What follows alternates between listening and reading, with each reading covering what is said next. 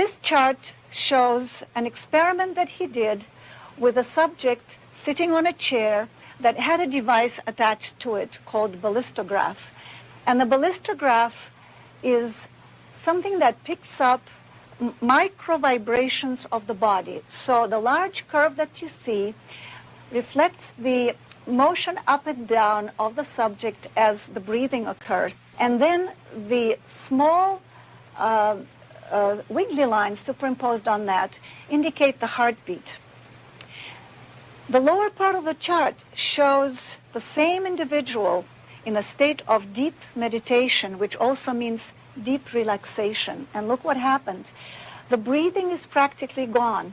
It's a straight line. And what was a disrupted pattern of the heartbeat has turned into a regular sine wave. And looking at this as an engineer, Ben said, this is an effect of harmonization of all the frequencies within the body, and the body is now resonating like a tuned instrument. And he came up with what he called the kundalini syndrome model. In other words, when this energy in the spine rises, the harmony occurs where the vibration turns into the sine wave at 7 cycles per second, or 7 hertz, as compared to the regular disrupted pattern.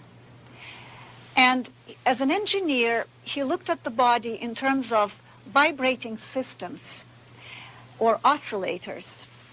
And in this case, there are 5. The heart-aorta system, the brain itself, a cavity in the brain which is filled with fluid, a ventricle, and then the brain itself, the sensory cortex, and then all this results in an electromagnetic field around the head.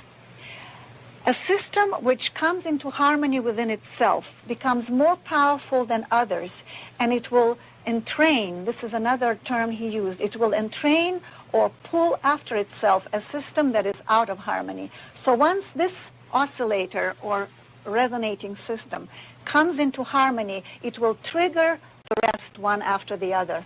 It's a domino effect. So as the heart pumps blood through the aorta, and he called the aorta the biggest plumbing in the body. So it's a tremendous impact on the body, and it shakes the body so that it vibrates. It hits the bifurcation into the legs, and a certain plane wave is reflected up. The next pulse comes down, and the plane wave and the pulse clash, and it creates a disruption in the body. When the harmonious 7 hertz vibration is set up, it seems that the heart and the lungs begin to talk to each other, and they begin to work in harmony, so that a pulse comes down and waits for the reflection to come up, and they both go up together, and then the next pulse comes down, and there is no clash occurring anymore, and the body goes into resonance, triggering the next oscillator, which is the brain. And looking at the head, again from the point of view of engineering, it's a rigid box resting on a resilient column, which is the spine.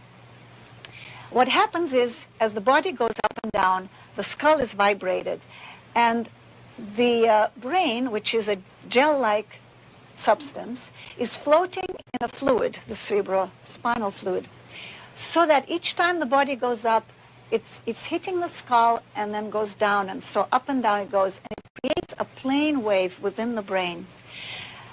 The brain has a characteristic called piezoelectric, which means that when it's stimulated mechanically, it develops an electromagnetic field around it, which is this field right here eventually. So this is the second oscillator, which triggers the third. This is the fluid-filled cavity in the brain called ventricle. And due to this regular vibration of 7 cycles, or 7 hertz per second, a standing wave is created, is established in the ventricle, which again creates a very harmonious frequency. And this in turn triggers the sensory cortex. This is a cross-section of the brain, and this is a cross-section of the third ventricle filled with fluid. On top of the third ventricle is a drum-like surface with a bundle of nerve fiber crossing it, which connects the right and left brain hemispheres. And this is very important because as the fluid vibrates harmoniously, it activates this nerve fiber, and it harmonizes the two brain hemispheres. And we know that consciousness opens up when the synchronization of the functioning of the two hemispheres occurs. And then a certain current is established in the sensory cortex in the lobe of the brain. And as I said before, all this results in an electromagnetic field around the head, so that the head actually becomes an antenna capable of sending out and receiving information which it could not do otherwise. And in that state, higher perceptions become possible. And this was Ben's theory, that through the mechanism of kundalini and the resonant state of the body, higher perceptions become available. This is an illustration of the sympathetic resonance, how those oscillators trigger each other. If you pluck the strings of this violin, then the strings on this one will resonate without being touched. And this is how the oscillators relate to each other through resonance.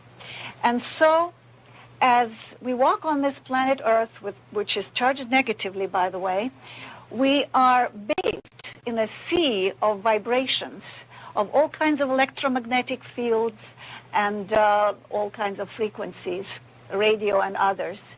And the ionosphere is charged positively, and the potential between the two is constantly fluctuating, so that we are subjected to all sorts of influences all the time. But in that state of resonance at 7 hertz, we plug into the vibration of the earth itself, which is stable, and it happens to be the same 7 cycles per second, so that this biosphere around the earth resonates at the same frequency, and we get locked into the frequency of the planet itself. And this is why the meditative state is such a relaxing state that some people find it difficult to come out of. Now, having become part of the vibration of the earth, we then in turn plug into the vibration of the entire solar system, because our earth here is shown surrounded by all kinds of vibrations as well. There is the magnetopause, magnetosphere, plasma sheet, you name it, trapped radiation. There are acoustical waves, the solar wind coming from the sun, which is also affecting the earth, so that having tuned into the frequency of the earth, we in turn tune into the frequency of the entire solar system and the sun, and so on into the cosmos. This is the cosmic connection. As Ben measured these fields around the body, he found that at that frequency of 7 hertz, the field around the body expands, the energy that can be measured, and it extends to about 20 inches and tapers off. In a situation where there were hundreds of people meditating at the same time, Ben conducted an experiment, because many of these individuals reported hearing inner sounds inside their heads. So when he measured the frequencies of the sounds that they heard, he found that there was one major sound and then other peaks where many people heard certain frequencies. And as he looked at this, and of course this is in kilohertz, as he looked at this, he realized that these other peaks are really the harmonics of the initial sound. In other words, everybody is really hearing one sound, but then it breaks up into harmonics, and some people hear entire chords. It really varies depending on one's evolution. This is how the third ventricle actually looks in the brain, and this is the cross-section of it that we spoke about. And on the brain, there is a narrow band called the sensory cortex. When stimulated mechanically with a needle, for example, during operations, it creates sensations in different parts of the body, and the sensations are laid out in this pattern, and this is called the homunculus, or the little man. And as you notice, the toes are inside the fold of the brain, and then the hip, the hand, and so on. The internal organs are here. So usually the signal goes to the sensory cortex and back to the motor system, telling the body what to do, how to react to the stimulus. But what happens in the kundalini process, that this circuit becomes activated, and one begins to experience certain parts of the body spontaneously without them being actually stimulated physically. So one doesn't really know, is it happening in the brain or is it happening on the physical level? So eventually, as this current, and he really called it not a current, but an alignment of neurons due to the stimulation of the fiber here, the nerve fiber across the brain, this alignment eventually becomes a permanent situation, so that one's range of perceptions is tremendously expanded. And another thing that happens is that this current or alignment goes also through the pleasure centers, so that actually a person in this state is in a state of bliss, and a yogi sitting in a cave in Himalayas is actually having a lot of fun. So nobody's forcing them to sit for days on end cross-legged. And as Ben said, you can speed up the process of evolution, but we're all on this conveyor belt, and nature is carrying us along, and we will get there anyway, from humanhood to godhood, whether we like it or not. So eventually, as this current continues, starts at the toe and goes up around the body, and it opens up certain energy centers in the body known as chakras. And eventually the current begins to go round and round, and its function is to clear the body of stress so that it can actually perceive higher realities. And if there is a blockage anywhere, it will keep pushing through that until it's cleared, so that it can actually go further. And some people can experience great discomfort because of that, and not understanding what the mechanism is. And Ben wanted actually to inform the medical community, particularly the psychiatric community, about the phenomenon, so that certain symptoms would not be misdiagnosed sometimes as they are, as schizophrenia or actually some physical illness, which it is not.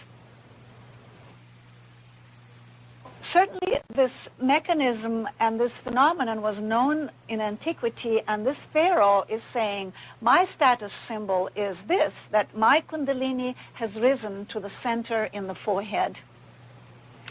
And in this painting, it's being said, again, it's all coded in these graphic patterns.